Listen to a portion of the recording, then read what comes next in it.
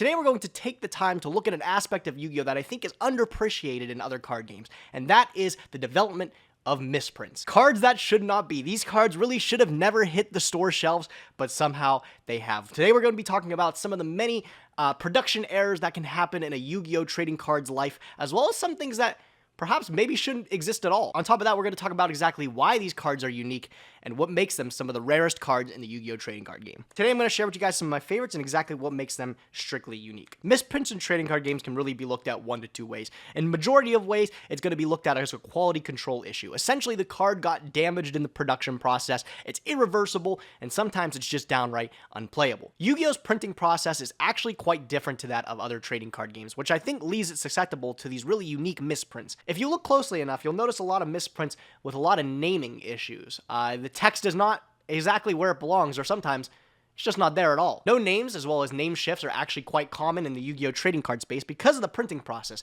Originally, the cards get printed with their artwork, and then actually the name of it gets stamped later on down the printing line. Notice this Valkyrie's Embrace from Dark Neostorm? Not anywhere in the box there. That's because the gold name actually got imprinted later on in the printing process. I'm surprised I have one on me, but I have a Magic card. Typically, other trading card games print all the text and the artwork in one go. There's no like embroider or like embossment into the card. So there's nothing that needs to be printed later down the line that could make mistakes like this. Name of the card, mana cost, all the relevant text is all printed alongside the image of the card here. I'm a fan of the name shifts because sometimes they just don't end up anywhere where they're supposed to. If you look at some of the Megatin openings, I know there's a lot of problems with the secret rares, the name shifting being all the way up or just sometimes off the card. This is a no-name invoked Kaliga, but it does have the imprint. Some of these cards actually don't end up getting the imprint in the printing process too. That makes these ones much more valuable. If it's got the imprint though, this is actually easily fakeable. Just throw a little acetone on it and the name will come right off if it's a foil. Not to say this one's phony baloney, you know, I think this one's legitimate,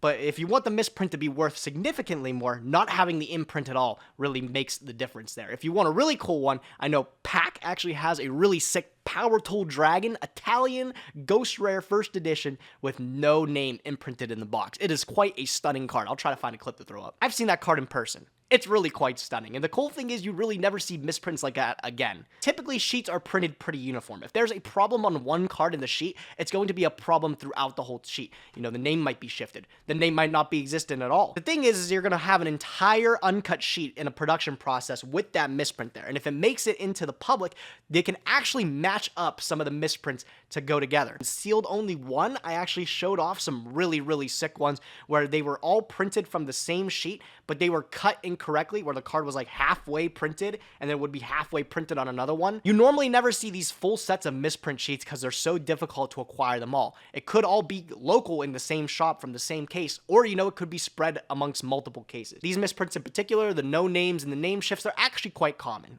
You find these a lot, just literally in the wild. You can probably find a couple with no names. They're quite neat, yes, but they're not worth as much as you would think. Let's talk about inking. Sometimes that doesn't go right either. I've got two very lovely ultimate rares in my hand right here. A Black Rose Dragon First Edition from Crossroads of Chaos. You guys saw this in my ultimate rare video. And also a Plague Spreader Zombie, also from Crossroads of Chaos, First Edition as well. This guy's extremely handsome. What makes him so stunning? The inking on these cards are actually unique because of the color in them. If you guys know Plague Spreader Zombie, he's a very purpley fella, but sometimes he's got a little bit of splatters of blue in here too. Teal, some would say, if they want to get really specific with the color. Sometimes the inking process doesn't go right and the ink goes a little short or different colors get mixed in. This is one of those cases where you have Plague Spreader Zombie. It's been printed in one of two colors, not intentionally. You can either have the perfect purple Plague Spreader Zombie, which I used to own one, I now traded away, or you can have this slightly misprinted version where it's called the Blue Body Plague Spreader Zombie. Fitting name because it's definitely not as purple as you would imagine it would be. I picked this up actually for a really good trade a while ago, traded away some meta cards. I felt like I would never get the opportunity to own one of these for the price that the guy wanted. Really happy I picked this up. It's actually quite good condition too, man. Very nice card. I've seen a couple of these floating around like YCS tournaments to be able to buy, but they are significantly more expensive than the regular purple version. I quite like the teal version here. It gives it, again, a sense of uniqueness. You don't really see these blue body ones all the time, but it is something where if you look at it, it's going to catch your eye. Another one that I noticed there was a difference, but I really didn't pay heavy attention to it, was my Black Rose Dragon actually has a little bit more of a grayer tone to it. A lot of players would actually consider this a gray version of the Black Rose Dragon because of its muted colors along here. You can find copies of Black Rose Dragon with this much more dark, rich red color. I haven't found a lot of threads on exactly how this could happen, but it's possible it could just be the ink was running out maybe on a sheet and they got the more of the gray printing, or maybe blues got mixed in on one of the uncut sheets or something like that. I know there's a lot more gray Black Roses out there than the reds. I'll try to find one with the red because it is a quite noticeable difference. You can see how rich and dark the red is on Black Rose Dragon when you get a copy, especially with that ink. Black Rose Dragon, it might just be a preference thing. I'm unsure if the gray or the red is worth more.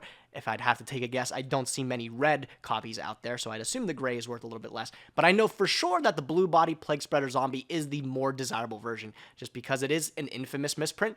A little bit harder to get your hands on. There's also one more card in particular that stands out to me with this similar kind of inking issue, and that is Brow, Huntsman of the Dark World. You might want to see more copies of these floating around with the new Dark World support. I'll throw a picture up again. The Brow has a really distinct blue splotch in it, and they're all similar if you find multiple copies of this Brow with this same misprint. But this one in particular, the Brow, is a really, really cool one that I can't seem to find copies of it anywhere. I love that one. If I could ever find a set of blue body Brows, that would be crazy. One misprint that has been around for my time actually was Cosmo Blazer's released these really sick secret misprints where the foiling is not at all the same as the card. Who is that bro right there? Who is this? Cosmo Blazer's foreign prints had a lot of issues with the secret rare foiling being a completely different card than the one that is shown in front of you. I got this one from a really good friend named Trevor.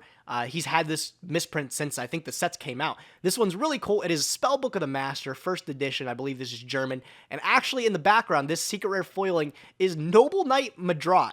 You might not be able to make that out if you haven't played during this time. There's actually a surprising amount of these misprints out there. Not just Spellbook of the Master, but there's cards like Diamond Direwolf, Kickfire, Bonfire Colossus. All of these cards may have been printed, but they may have completely different secret rare background. Pretty sure Spellbook of the Master can have Madrat as background, but it can also have like Bonfire Colossus or the Kickfire. It can really be any of them, which makes it really fun to like collect a whole bunch of them, see which ones you can find that were mixed and matched. I'm still looking for a copy of Diamond Direwolf because that card was iconic back in the day for a rank 4, and I think it would be really cool to have one with, I don't know, maybe, what is it, Abyss, what's the bad Abyss dude? Abyss Lead. Oh my god, I can't believe I forgot that one, bro. Mermail Abyss Lead is another secret rare of the set that was super playable back in the day with old school Mermail builds. Being able to draw one out of your opponent's hand is pretty strong. But that was another one where I always remember I wanted an Abyss Lead with a different secret rare background to complete my Mermail deck. Still looking for one of those misprints in particular. I don't think these are that rare, but they are unique enough where you look at them and you're like, holy shit, like somebody fucked up at the factory today. You could probably find the majority of these misprints actually on eBay or any of the Facebook groups that I normally plunder on for around $200. I normally don't think they go anywhere higher than that. One of the more iconic misprints of my collection is one you might have seen before, and that is Rainbow Dragon. You might have put it together, that's not Rainbow Dragon right there. That is actually my man, Elemental Hero, Chaos Neos. But this is a really common misprint where released in Gladiator's Assault First Edition, some players were getting copies of Elemental Hero, Chaos Neos, effect correct and everything, but it's named Rainbow Dragon. I've seen a few Rainbow Dragons in my day. This is not one of them, bro. This is definitely not one of them. But this is actually a quite common misprint that you might see in a couple people's collection. This exact misprint is actually so iconic that it has its own TCG player page. There's quite enough copies out there where you can actually find a market price for this Rainbow Dragon misprint. My copy here isn't in terrible condition. No creases or anything, which is a big thing for these collectible cards here. You want to make sure they're not actually damaged at all. It could be a little bit worn, because they are just so hard to find, but any creases and you're instantly like deducting 50% off the value. This Rainbow Dragon in particular is probably a staple in any high tier collector's binder, but this actually isn't the only misprint of Rainbow Dragon. This isn't even the rarest one you can find. There is another version of this Rainbow Dragon misprint where it actually came out in Tactical Evolutions Unlimited print. It was the Effect Monster, and it reads Rainbow Dragon, got the correct text and everything of Rainbow Dragon, but it's still the ghost rare of Elemental Hero Chaos Neos. I used to own a copy of that, but it is now in somebody else's hands. My copy was severely damaged, but actually, I'm not going to talk to you guys much about that. There is a huge video on Strictly Sealed. He did a really good job of breaking down that misprint in particular, and where he figured out, you can find it today. There was a lot of rumors and uncertainty between these two misprints for the longest time, and I think actually just in the last year or two, we've found some developments that have figured out where actually the Effect Monster misprint was housed. For the longest time, time that was debated, but now we have like concrete proof. I may not have the most valuable Rainbow Dragon misprint to date, but this one is pretty special to me. Quite like this one. I obviously, like I said, don't have a huge pile of misprints. There's a lot of them out there that are just so off the wall that you really wouldn't see them anywhere else. Funny enough, Alex Simo and I, misprints is a common topic in our text message chat. It's either one of three things. We're talking about old school RuneScape, we're talking about what we're doing in progression series, or I'm sending him some misprints. I'll try to find a couple of my favorites. One of the one that stands out in particular is this Neo Alias, where the ultimate rare is just... it's not even close, man. It's really sick. Maximum Gold, you guys may have seen some prints from Maximum Gold look absolutely atrocious. I still don't know how this set got a second printing in El Dorado. I hope we never see Maximum Gold again because the print quality on that set, as well as just some of the misprints, are some of the worst things I've seen. Moving on to not necessarily misprints, but just cards with weird release patterns. Elemental Hero Lady Heat, a secret rare from Premium Pack 2.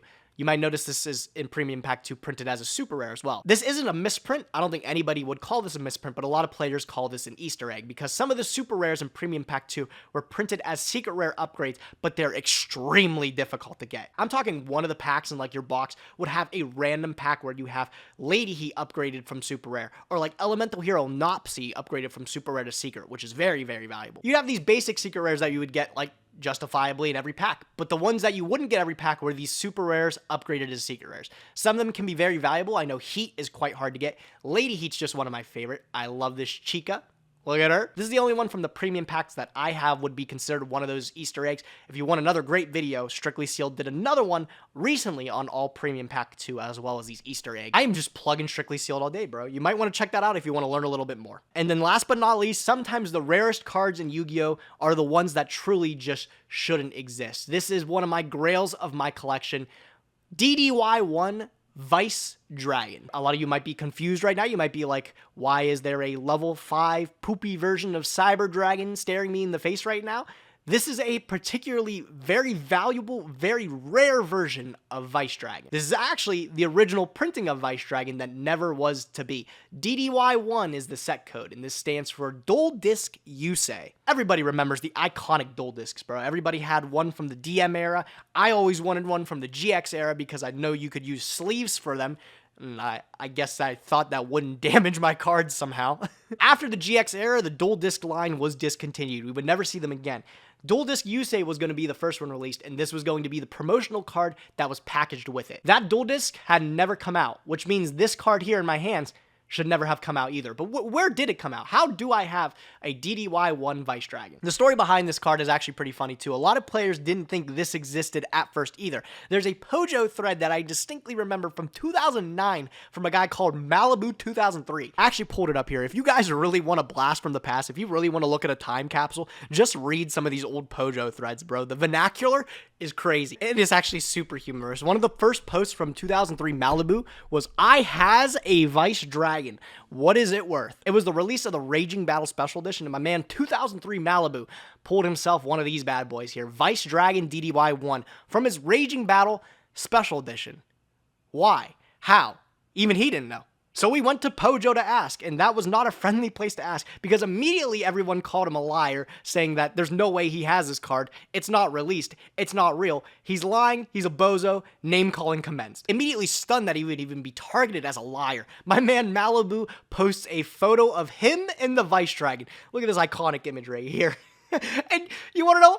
People still didn't believe him. Everyone claimed that this was Photoshop, which, man, 2009, if you were Photoshopping that well, that's crazy, dude, honestly. But my man, 2003 Malibu had one of the first copies of Vice Dragon, and it took a little bit for people to come around and actually realize this guy's not BSing us. He actually pulled this. This card, while not available originally from the dual disc because that never got released, these were randomly, erroneously slotted in Raging Battle Special Editions. And when I mean randomly, oh boy, do I mean randomly. There's people saying they've opened 6 cases of displays of Raging Battle and haven't come out with one of these bad boys here. That's just how rare this Vice Dragon is. The story of how I got my copy in particular is also quite funny, dude. It's truthfully just, it's the stuff of dreams. Like you never hear this stuff actually happen. I think about 2 years ago, I released that video, The Art of the Deal, where I traded with some of your favorite creators. People like the Crush Cards, like Pack, even people like Moist Critical I got involved. I did some really high caliber trades with some really great creators. I was happy to connect with them for maybe a project that they they haven't done before. I released that one. It did very well. It was a fun project to do, and I realized immediately afterwards, I was like, I want to do this again. That was so good to do. So I started throwing it out there. I said, anybody that wants to trade with me for a second half of this video, hit me up. The Vice Dragon actually comes from a viewer named Ethan, and I kid you not, probably one of the funniest stories. Ethan was one day digging through his bulk, you know, just looking for something to do as most people do. It's quite therapeutic. You should try it sometime. He was digging through his bulk, valuing out some of the cards when he came across this. And he looked it up, and there is a TCG player listing for it, but there are no listings. There haven't been for years. So understandably, Ethan's quite confused. He takes to Twitter, and he posts a tweet to me as well as Ruxin, two guys that I'd say were quite knowledgeable about the collectible space, and he asks about it. He says, hey man, I found this Vice Dragon in my bulk, and I can't seem to find anything about it. Do you know anything about it? I'm losing my goddamn mind. It's the story that everybody tells you that you just never believe. I found it in my bulk. You found a grail in your bulk! Are you kidding me? It was a legitimate copy of Vice Dragon. I had never seen anything like it, especially in the place that he found it. This was years ago, actually. And then until I started doing the trade video again, Ethan actually hit me up and he said, hey man, I don't want this Vice Dragon, but what I do want is high rarity Sky Strikers. Are you willing to do a swap? And I did. I told myself I can get back my Starlight Roses. I can give back some of my Ulti Sky Strikers. Eventually I did. I will never have the chance to grab another copy of DDY1 Vice Dragon. So I ended up agreeing to do the trade for him for another video. And you might notice that video has never gotten released. I will never forgive myself because I filmed an entire segment, I kid you not, of like 13 different people I traded with. I filmed it all in one go as I was sending them out. And then later down the line, I was filming an episode of Progression with Alex. I needed disk space, and I accidentally deleted the whole footage. I traded with so many cool people for this one, and I got so many cool collectibles, but I deleted the core part of the video. 13 trades just erased, and I never could get those back. The Vice Dragon was one of them. You know, a card that has sat in bulk for as long as it has, this thing is still stunning, bro. Ethan kept this in immaculate condition. For not even knowing what it was, he kept this in very good condition. I'm very thankful for that. Honestly, it's just a worse copy of Cyber Dragon, but at the release of 5Ds, I'm pretty sure Cyber Dragon was still on the limited list. This is a dark, which ties well with Chaos Strategies. It's not all that bad, I guess. It could be worse. Still to this day, though, the DDY1 Vice Dragon is the crown jewel of my Yu-Gi-Oh collection, and it probably will be for a very long time. One of my favorite cards that I have in my possession. I don't think I'm ever getting rid of this bad boy. Quite a historic figure. Right, that's about everything that I've got for you guys today. Let me know what you guys thought of the video. I know some of these weren't really misprints like the Lady Heat, but I think it was just something cool to talk about. There's still tons of cards out in the Yu-Gi-Oh realm that are strictly unique with their misprints, and I think some of them are really eye-catching and something you won't see in other trading card games. Let me know if you guys have any unique misprints you don't think exists anywhere else, and also share with me what your favorite one was today. If you guys enjoyed the video, be sure to like, comment, and consider subscribing, and I will catch you guys in the next one.